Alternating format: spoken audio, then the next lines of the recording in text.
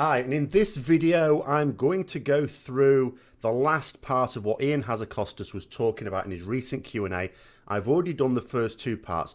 This third part in a way looks at quite a narrow thing. It's looking at mythic raiding. They only said so much about mythic raiding, but this one could still go on for a while because it's a little bit delicate and I'm going to be drawing on other things. For example, some of you may or may not know that Ian Hazzikostas himself, before he joined World of Warcraft as an employee, was actually a guild master of a very good guild in TBC in vanilla times, and he gave interviews as such, including had some choice things to say about things in the game that he thought were good and things that were bad. And I'm going to draw on some of those, both to support him in some of the things he's doing, but also to actually point the finger and say, you're a bit of a hypocrite, Ian. Bit of a hypocrite. So, the reason why I'm doing this one is a completely separate one, even though on the face of it, there's not that much source material from that developer Q&A, which, by the way, will of course be linked in the description below, as will the interview he gave nearly 10 years ago now as a player. It's really because this is sort of, it's not blown up community-wise, but there has been some community discussion about what he said. He's had another you think you want it but you don't moment. The meme is back again. Now, I am going to have to both criticise and support him in various things. One thing I need to state from the very outset that I would definitely support him on is the fact that he, by doing these live Q&As and by pushing forward, and it's very clear it's his decision because he is now the World of Warcraft game director. He took over from Calgan a few months ago, or a couple of months ago, and I can't remember exactly when. And it's pretty clear from the changes that have taken place that he is the driving force behind them. And I applaud that. He's given a lot better communication between developers and the community. And that's really good. I also think he's improved his style as well. I think the first few things he said as assistant game director were ham-fisted. He said a lot of things that annoyed, that were basically attacking the customers. And it wasn't just him. There seemed to be this, I've talked about it before. I talked about it in WoD. There was this like siege mentality aspect because they were getting such a kicking over WoD. Well, quite rightly too. It was a sack of shit. Legion is much better. And although it's easier to criticize than it is, you know, to praise. And we often do this ourselves, don't we? You know, if we have bad service in a restaurant or a shop or something like that, we can be quite quick to complain about it. How often do we actually write in and praise an employee who's gone out of their way to help us out, something like that? Not as often, if we're honest, not as often. And it's the same thing here. You know, we sort of take for granted the things we like and we criticize the things we don't. But so that's why I need to try and balance it in this one. But make no mistake, this is a critical vlog, if you're going to call it that. So be prepared for it. So first of all, what they said, let's just get the first thing out of the way, is they talked about artifact power. Now, there are two things that are a major source of consternation for raiders in Legion, and that is legendaries, the new legendary system, and the artifact power grind. If it weren't for those two drawbacks, if those two things had been done a little differently, people really wouldn't have any complaints, I don't think. Legion is actually really, really good. The pace of it is also pretty good. I actually think they could slow it down a little as well. Not too much, just a little more, and it would still be pretty good. At the moment, for me, it seems like they've gone the other way, a bit too fast-paced. But again, I can, you know, use one of his things in an interview 10 years ago to support that as well, or 9 years ago, whatever it was. And it's, you know, there's been a lot of discussion recently about some guilds, particularly high-end guilds, who have stopped raiding because of this, because of the extra pressure. They already had an extra pressure, but top guilds have had to do this anyway, in getting alts ready so you can do split runs. But increasingly, and especially during WoD, this became more the norm for not just high-end guilds, but even more, you know, progress-minded mythic guilds, such as the ones I would be in. And to the point where the guilds who don't do that are at massive disadvantage. The guild I'm now in, we don't do it. We're not that sort of guild. We're at a big disadvantage because of that. We still have people who don't have their 4-set tier bonus. Weeks in, over a month into Nighthold. Whereas some guilds will have had it in the first week. And even the ones at our level that do split runs, you probably would have expected within 2 weeks for everyone to have those set bonuses because they're able to funnel that gear much more efficiently. But then when you add on to it the fact that not only on your mains, which is onerous enough, but even on alts as well for split runs, you're having to farm artifact power, and a lot of it. It's too much even for some people to do on one weapon, much less on multiple characters and potentially multiple weapons as well, if you're a pure DPS class, that it is causing burnout. Now, some people are talking about this thing causing guilds to collapse. It's not. Yes, guilds have stopped raiding. And yes, a lot of the reason will be put down to the artifact power burn, but that's at the top end. Further down, it's not happening. How do I know it's not happening? I've got no greater insight than anyone else, really. But as someone who recruits, and as someone who's recruited in WoD, and as someone who's recruited in several expansions in different guilds, I'm finding it impossible to recruit at the moment. Impossible. I'm talking to so many people a day. I'm talking to several people a day that are looking for guilds, and just, and I'm not getting anyone. And we've lowered our standards a little bit. We need them to be competitive with our guild. We cannot just fill it in with people who just don't do enough damage or healing or whatever. But we were obviously ideally looking for really good players to try and boost us up the world rank. Now we're just looking for players who can compete within the team we already have, just so that we always guaranteed have enough of a good team to go for progress. Can't do it. If guilds were disbanding, if that was an actual phenomenon, there would be loads of raiders suddenly hitting the streets and being available, and we'd have loads available, but we don't. So what do I think's happening? What I think's happening is raiders are being burnt out. The guild I'm in now, we have got enough of a roster to progress, but it's only if like a couple of people left, we'd be stuffed. And there are other guilds like that as well that I know that I'm talk to people in other guilds as well. There are a lot of guilds whose roster is not quite big enough for you to not be sweating as an officer. It's just not quite big enough. And that caused an awful lot of problems, but that's beyond the scope of this particular video. I might bring it up later on. But that's what I think is happening. Raiders are being burnt out by the fact that they have to do all of this stuff outside of raids. So where does this link back to Ian? Because we understand the reason for that, by the way. I'm not going to criticise that one too harshly. We know why. They need this. They need us to always have something to do. What was the big criticism of WoD? Not enough to do. Now, there was content there. It's just that there was no reason to do it. Apexis crystals, who needed those? Who needed them? No one. So they wanted this currency, and they've said it before, that you always need. And they've come up with artifact power. So what they've said here is they said they want players to not see an end in sight to it.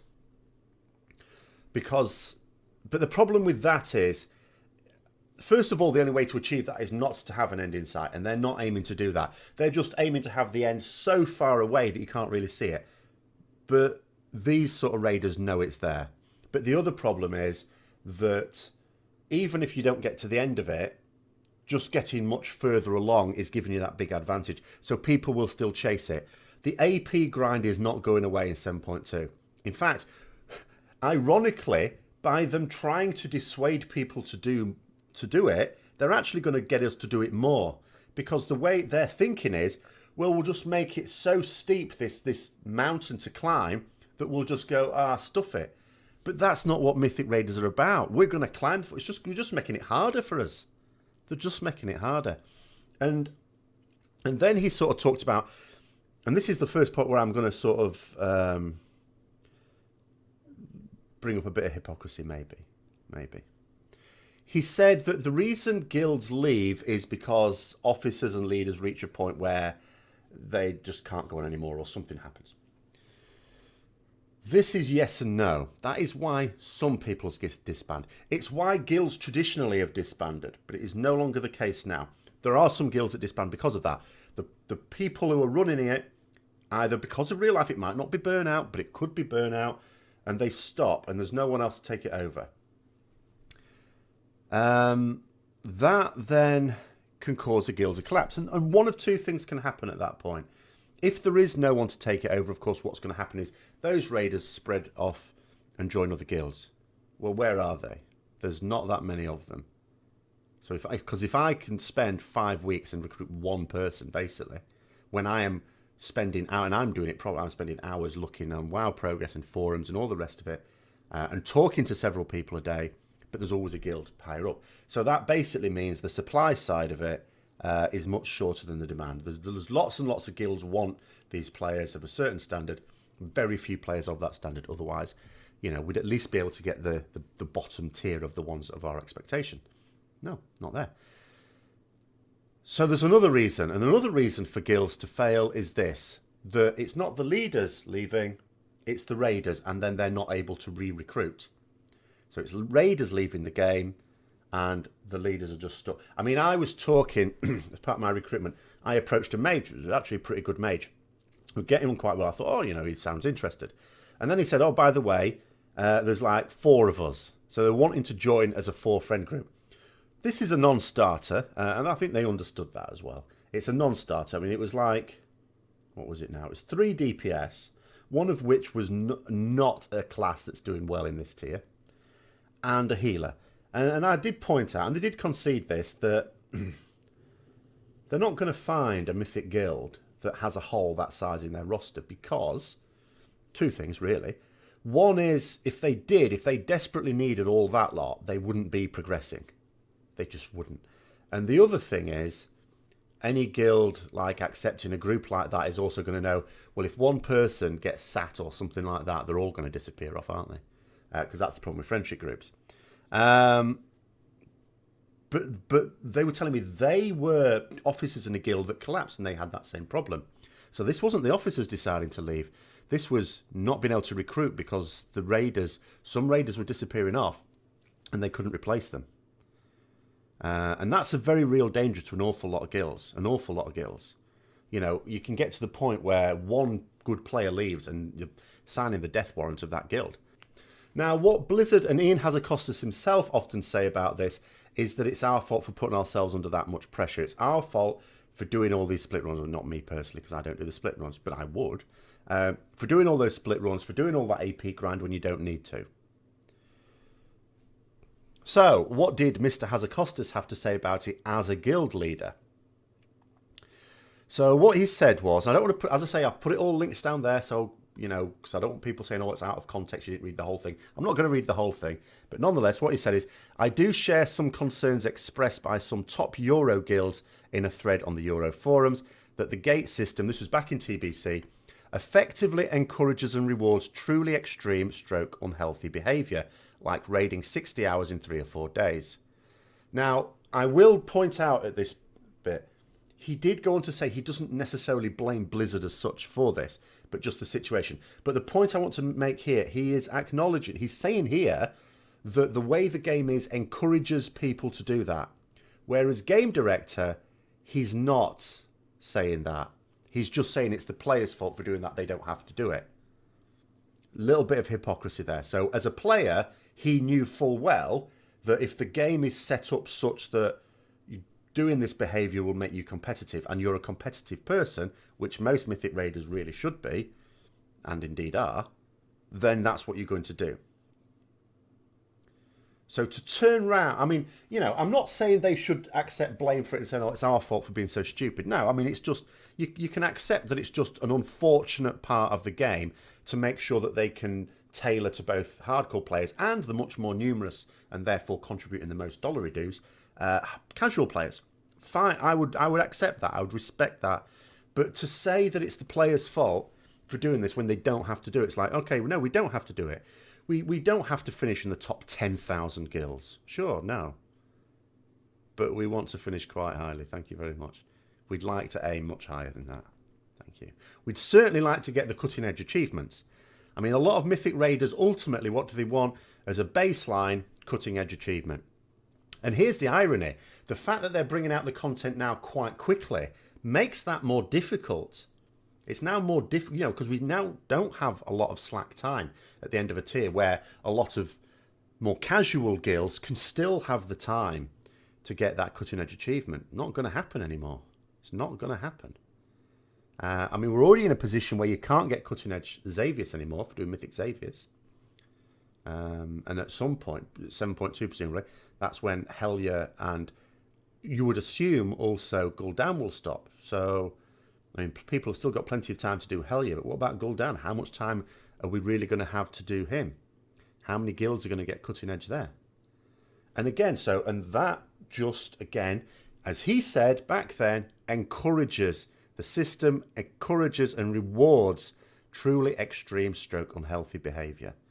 And as I say, I think the community would have a lot more. We've got a lot of respect for him. I've got a lot of respect for him for what he's done. As game director, it's marvellous.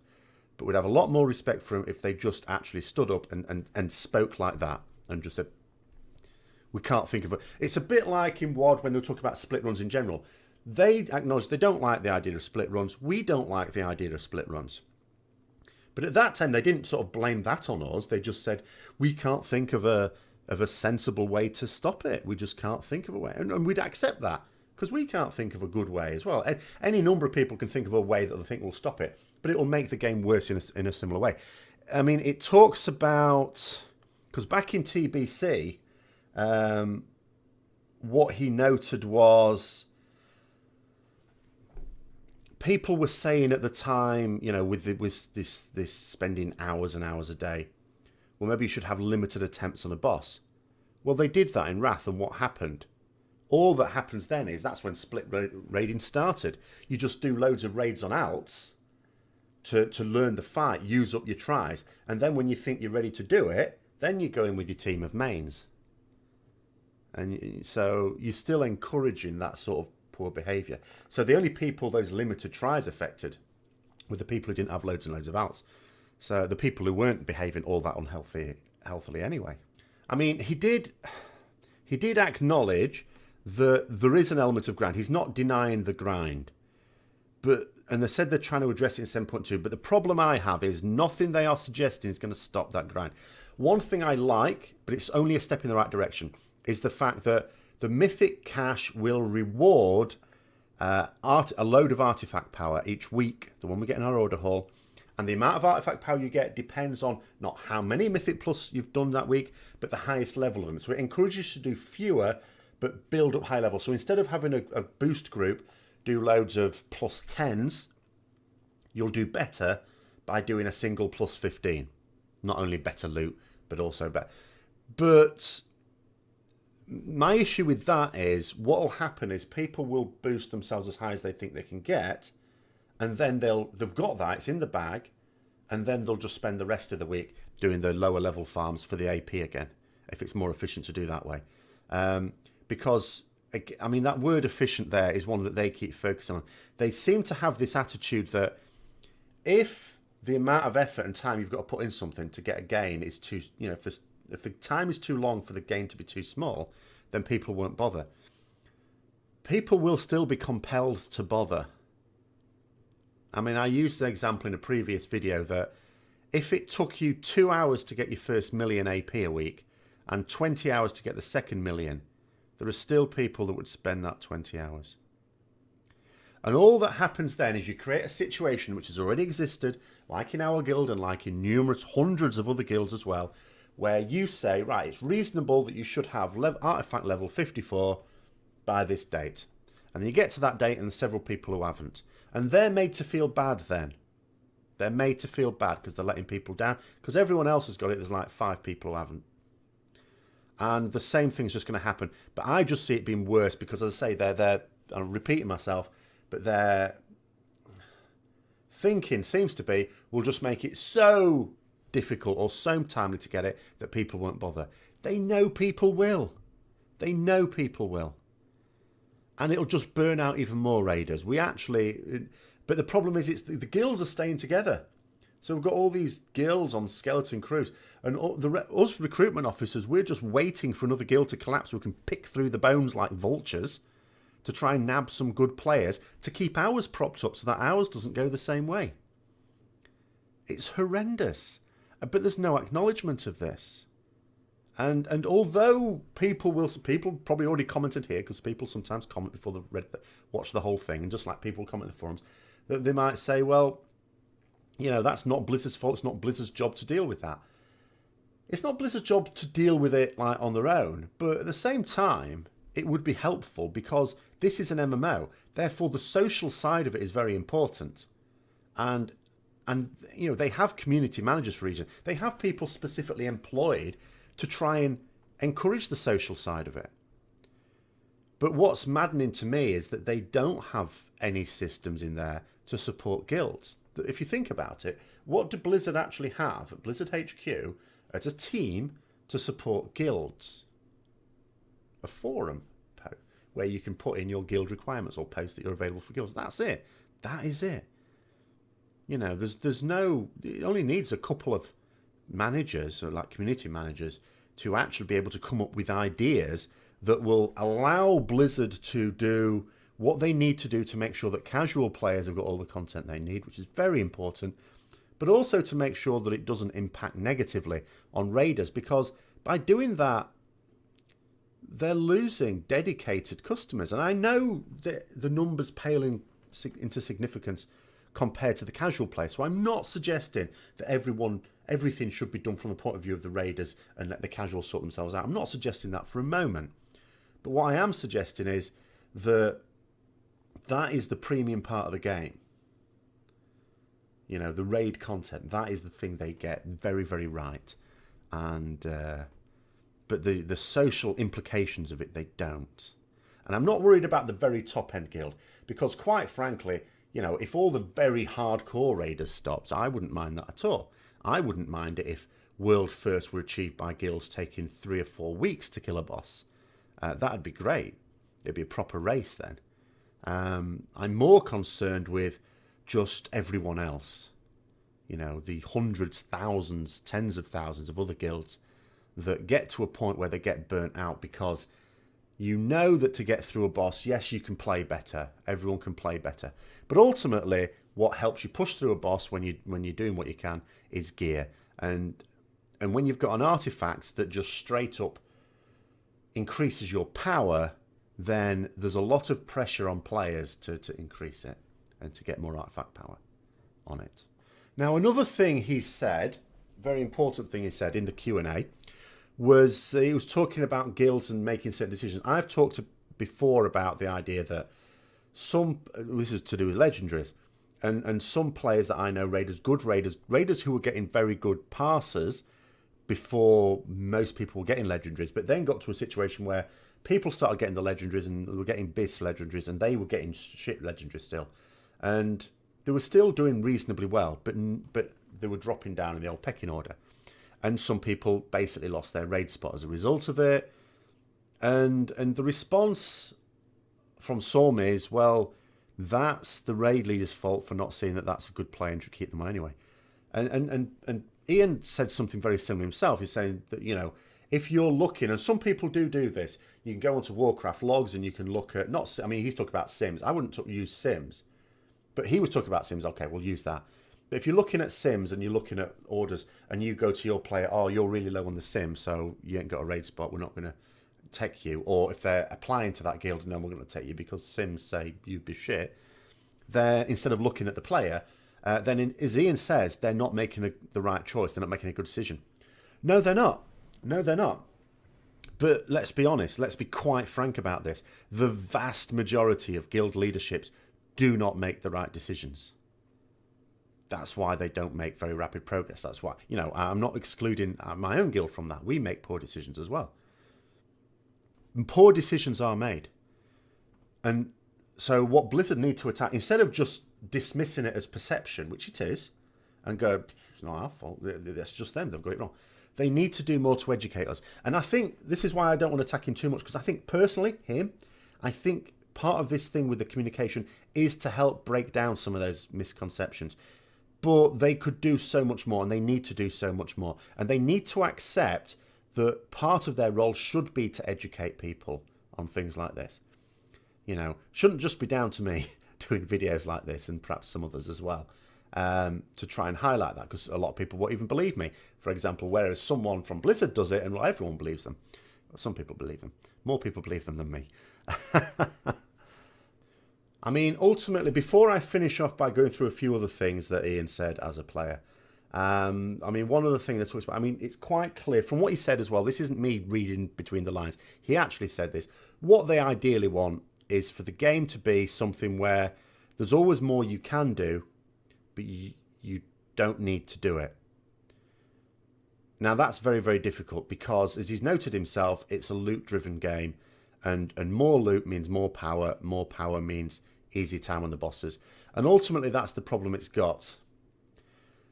So he can talk as much as he liked about, well, these players are putting themselves under that pressure to get that extra whatever. But the game encourages it. And as he said before, it's the game system encouraging it. So that what they really need to do is, you can't completely change the system because then people will say, well, it's a different game. But they do need to try and tweak it. And it's a bit like an oil tanker rather than a speedboat. You can move it. You can move it, of course. I mean, look at how different this game is compared to 5 years ago, compared to 9 years ago when he was making this interview. Like the one as a player, not the one a couple of days ago. So you can divert it very, very slowly and move it in a different direction. But you have to do that, realise that you're going in the wrong direction, and then know which is the right direction before you can even start that process. And I am hoping that behind closed doors, at least privately, they are actually owning up and acknowledging this stuff. Because if they're not, then we're in trouble. And maybe just publicly, they're just trying to put a brave face on it so that they don't demotivate people. I'd be fine with that, but we'll just see. So a few other things that he said, which were interesting. This, again, remember, TBC days. He said, my complaints with pre-TBC bosses, who was talking about vanilla, were mainly not about the bosses themselves, but about consumable reliance and faction imbalances. He says, I can't fault the people who made the bosses. Well, we're in the same mind there, Mr. Hazzikostas, because that's exactly the issue we have now, isn't it? Consumable reliance, because that's another thing that a lot of raiders find difficult. To have the potions, especially they put the prolonged power pots in as a bit of cheaper option. But for a lot of players, the old war pots and equivalent are the ones you really need, certainly for me. Very expensive. A Night of Wiping is very expensive if you're going to take your full consumable. And that's to say nothing of Augment Runes. Augment Runes, which were, for a lot of progress bosses, considered mandatory in WoD, in the equivalent sort of guilds are not, not always anyway, in some they might be, in Legion, because they're hideously expensive as well. Once you've got an army of vaults to run LFR all the time, as well as plenty of money to get the extras off the auction house. You don't even see that many on the auction house. On the server I'm at, obviously I can only talk about the server I'm on. But, I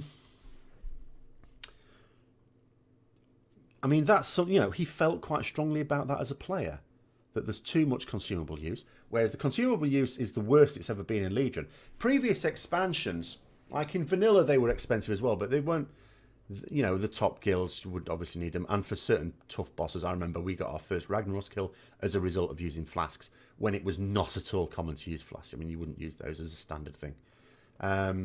And the same with the other tough DPS checks. In fact, Lower Theb, the original Lower Theb, blimey, I was dosed up to the eyeballs with flasks and elixirs and God knows what. But, and they actually did go some way to improve that in TBC, because like, I talk about the Lower Theb example in Nax.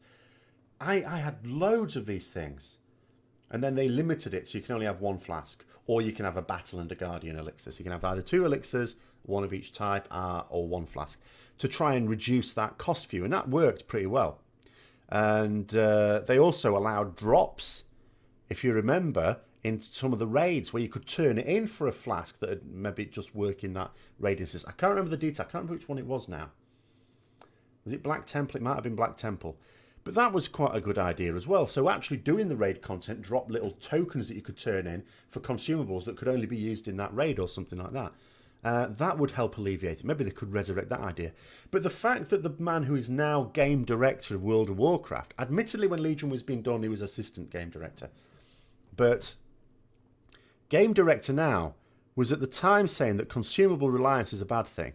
Faction imbalance is a bad. I mean, we struggle to blame them too much in terms of the development team now. I think faction imbalance would be helped if it wasn't so expensive to transfer now, because the reason why there's so many Horde players, because that's another struggle I have as a recruitment officer, the fact that most players are Horde. is because there was a time when the Horde racials were just the best for raiding, and now it's not the case.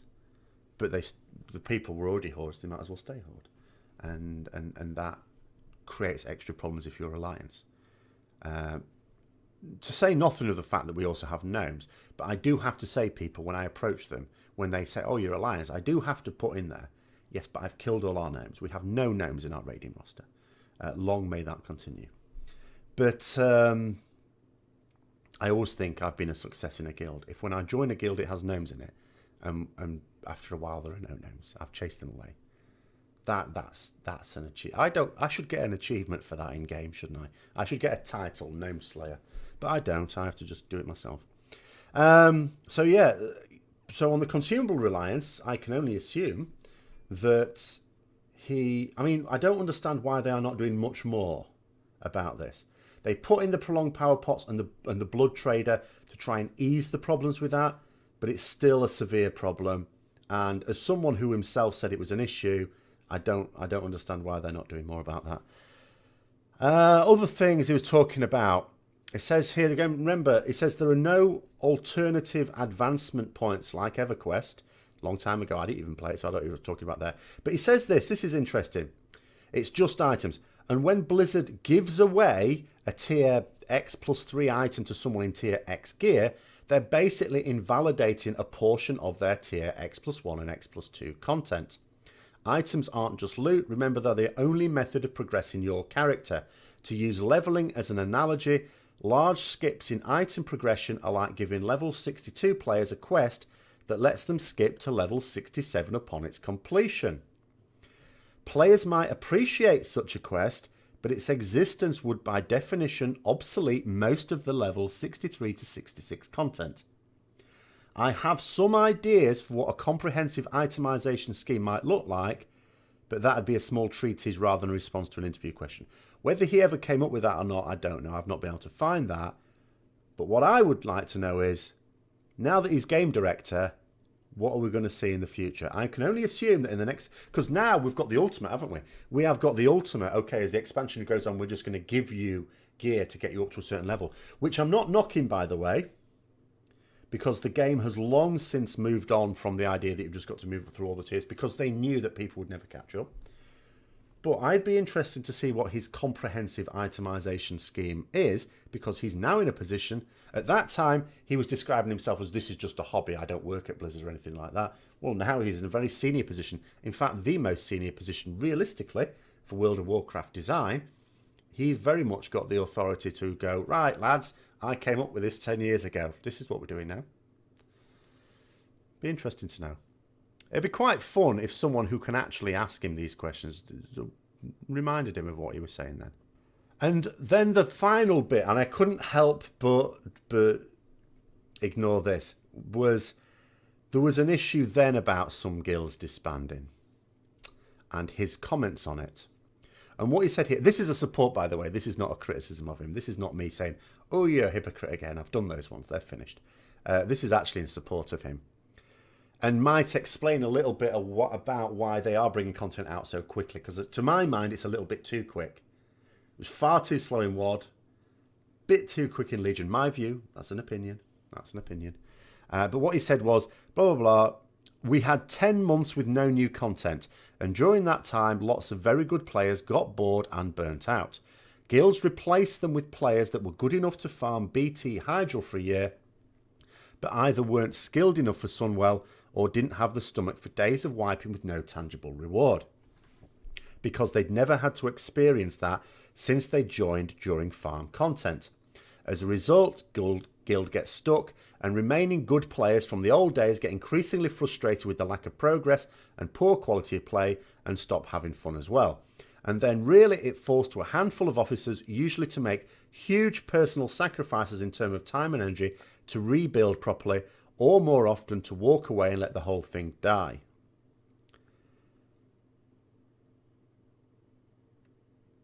So, and this might also explain his idea about why guilds collapse in the first place. It's not based on the fact his game direction has got access to lots of data that lets him know.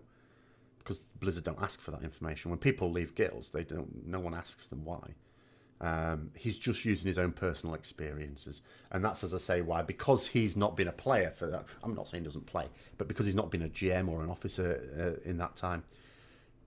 He, as I say, there is a new thing now. So where it used to be very, very common that guilds would just collapse because the officers just stopped. It got too much work. Whereas now it tends to be raiders. But he's right there. I mean, remember, that was Burning Crusade. Never mind the huge content drought we've had at the end of the last few expansions. This is something that existed in Burning Crusade, but only for a handful of guilds, I will point out. I mean, the guild I was in, we killed Jaden in a very competitive world rank. Well inside the top 200. It was like top 100 even, sorry.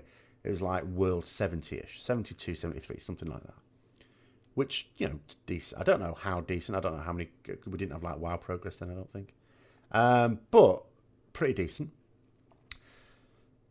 The point about it was, though, that I wasn't waiting around for a year for Sunwell Plateau. We were waiting. We had a bit of a, you know, we'd polished off BT and Hydral before Sunwell came out. In the guild I did Sunwell with. But there was it wasn't a year or anything like a year. So it was only a handful of guilds that were. But still, the facts remained that Black Temple came out at a point and Sunwell came out a long, long time after. So the guilds who were able to get through it quickly didn't have a lot to do. And as he says there, as I say, and he knows this is a guild leader, this is certainly true. When you're just doing farm, the same thing would have happened to guilds who were just farming Archimon, say, at the end of WoD, or Garrosh at the end of MOP. You have this situation where every new recruit you get in isn't doing any progress with you. In fact, the guild I was in before I joined the one I'm in now was a guild that I joined after they killed Archimon. So I was with them and I was promoted to Raider on the strength of farm. No progress. Didn't do any progress until Nethendra. Like a year later, I was in that guild for a year without ever doing any progress. Mad. So you can definitely see why he doesn't want to allow anything like that to happen. And that's why, by the way, when he was promoted to game director, because I've always, like, at the end of, this is the last thing I'll say now, because I recognise I'm going on. The last thing, I remember, like in Cataclysm, we had that huge drought at the end of it. And I said to people, they'll never do it in MOP because they've learnt the lesson. It was such a PR disaster that they're not going to do it. They'd had content droughts before, but never like at the end of Cata. And then they did it again at the end of MOP. And then they did it again at the end of WoD. And only a fool would say, well, they're not going to do it again. But with Ian Hazzikostas in charge, I now genuinely believe they won't do it again. And I think part of it is just beyond him, but part of it is the fact that he genuinely does believe it's a bad thing. So I'm going to end on a note of support for him there, even though I've been very critical of him. I hope you found the video interesting, if enduring. And if you did, don't forget to like, comment, subscribe and share for further content. And until next time, I'll see you later.